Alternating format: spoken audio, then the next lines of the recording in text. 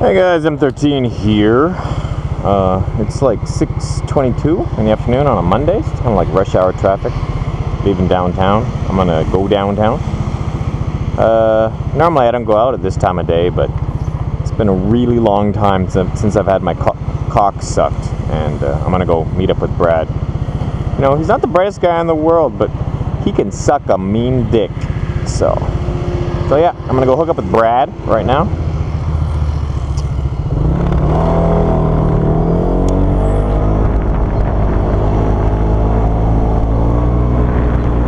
Got my dog Baba with me. Oh, I forgot to bring my gloves. Or do I have gloves in the seat? No, I don't. I should have brought my gloves. Not one of my better moves. But what I'm actually doing is Brad is gonna buy himself a motorcycle. So he's gonna buy himself a Ninja, and he wants me. Actually, I think the store wants me to teach him how first, because he's never ridden a motorcycle before.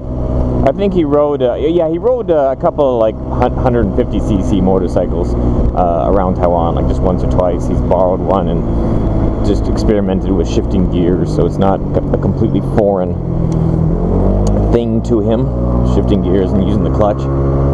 But he's never ridden a bigger motorcycle. So the shop said to him, yeah, you can take it for a test ride. And he's like, well, I've never actually ridden a motorcycle before. And then they're like, well, then you can't. And then the shop said to him, they said, well, get your friend M13 to come along, to show up, and then we'll let you take it out. And it's a funny thing for the shop to say, because, you know, I'm his friend, but I'm not like his brother or his father or anything, you know, but the shop said, bring M, and then you can take it out. It's kind of a confusing, because what does that mean? Does that mean I just need to be in the room and then he can like ride it out, or do I have to like follow him, or do they want me to actually like take the time to teach him, or I don't know. It's kind of I took it as a compliment though, that the boss of the motorcycle shop said that as long as I was there, then he could ride it. So yeah, I'm heading to the motorcycle shop, and then I'm gonna. Realistically, there's not much I need to teach, right? He already know he's ridden a bike before with gears, but we're talking like a 125cc like Taiwanese made bike. It'll be a very different feeling riding the Ninja. I rode a Kimco motorcycle recently. Kimco Quanon. Was not impressed with it. Yeah, that's it. Wasn't impressed. But it was a 150, you know, it's a 4-stroke. 150's a 150 4-stroke motorcycle. It's like, it had like less acceleration than the scooters off the line. It has a higher top speed, of course, but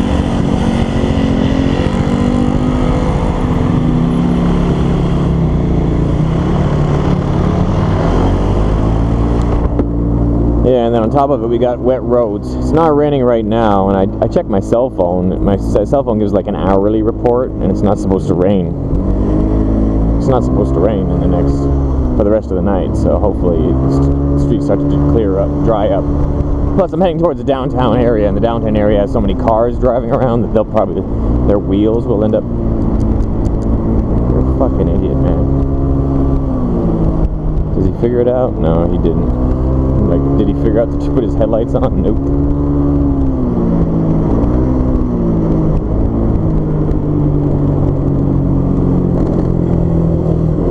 Yeah, it blows my mind. Like, sometimes I'll see a scooter. I've mentioned this before.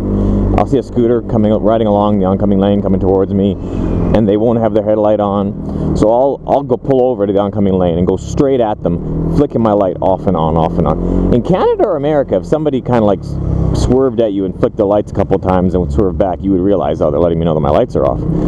But here, you know, I ride straight at someone, full on playing chicken with them, and flicking my lights off and on, just you know, and I swerve back into my lane the last moment, and I check my mirror. They should either A, realize that their light's off and turn it on, or B, not realize that I'm signaling about their lights and wonder why was that crazy fuck trying to run me off the road. and, you know, like possibly, you know, look back at me, like turn the head to look back at the crazy person that almost killed them, or give me the finger, or show some type of emotional reaction to someone almost hitting them head on. But I've never once seen A or B. Like normally if I ride at someone head on flashing my lights, I shouldn't say normally, every single time I've done it, I just get like no reaction whatsoever. Like I'm going head on at another scooter and I'm flashing my lights at them, and I'm fully in their lane, going head on at them, and then I swerve back into my lane and I look at my mirror and they're just continuing to ride. They're just looking forward. They didn't find anything odd about that. They didn't even notice that it happened. For all appearances, I don't know. You guys know the sense I was trying to say. See, this is a lot of going the opposite direction, leaving the downtown area. People getting off work. It's a lot of traffic. Another weird thing you might have noticed at the last intersection, we had a cop in the middle of it directing traffic. I don't really understand that fully. For rush hour, they'll put a police officer at every busy intersection. You know, and the lights are still on. Like the traffic lights are still working, but the cop's just there as like added support to the lights. It's kind of odd, you know. Like, I could kind of understand if they turn the lights off and then put a cop there during rush hour, because then the cop could use his eyes and he could see, you know, which lane is backed up more, and he could let more of that lane go, and he could kind of like use his judgment, you know, his human judgment to better regulate the flow of traffic, and then that way it would be, you know, kind of make more sense just to turn the traffic lights off and let the cop control it. But that's not what they do. The lights are still there. They're still functioning the way they normally do, and you just got a cop there that does a little bit of added support. And you'll see that at pretty much every main intersection. They'll have a cop doing that. And as far as I can tell, most people generally just ignore the cop.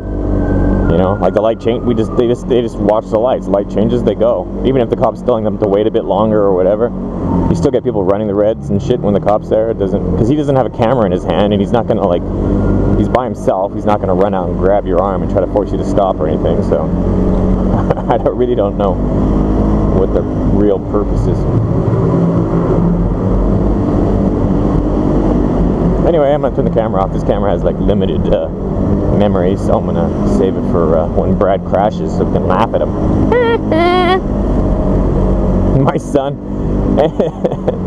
My son copies me in a lot of bad ways. You know, generally when someone makes a mistake or gets hurt, I usually laugh or say they suck. And my son does it all the time. My wife will be like, "Oh, I just stubbed my toe, ow, ow, ow," and my son will be like, "Ha, ha, you suck." But it's so far he only does it. I don't think he's intelligent enough. He doesn't do it when people are more seriously hurt or whatever. Not yet, anyways. He just does it, you know, for small things, and it's usually pretty funny. Like if I were to stub my toe and he'd laugh at me and say you suck or something, I would just laugh too, because it's funny him doing it. Yeah, tons of traffic going in the opposite direction.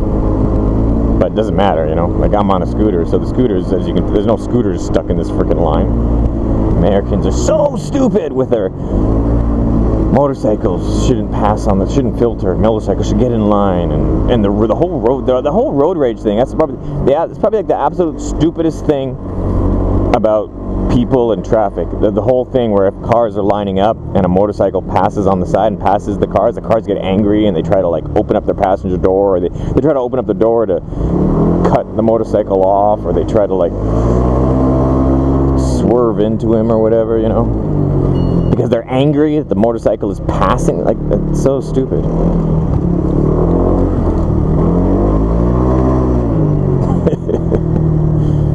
That's how you do it, man.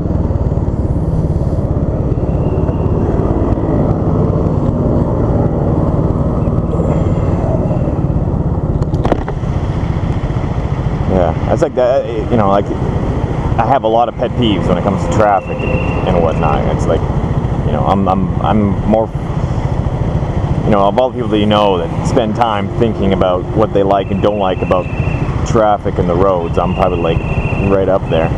And my biggest pet peeve by far is something that I don't actually see. It's just in other countries where people get angry when a motorcycle passes in between cars. They're like, he should wait in line and he should be able to do that. Yeah, he should. He's on a motorcycle. That's the whole point. And by doing it, he's actually reducing the flow of traffic and he's actually helping you out. If every... yeah, you guys have heard it all before. If every single scooter on these streets all lined up with the cars, the traffic would be 10 times worse than what it is. It's the scooters that reduce traffic and the fact that they can filter. Anyways, stop bothering me.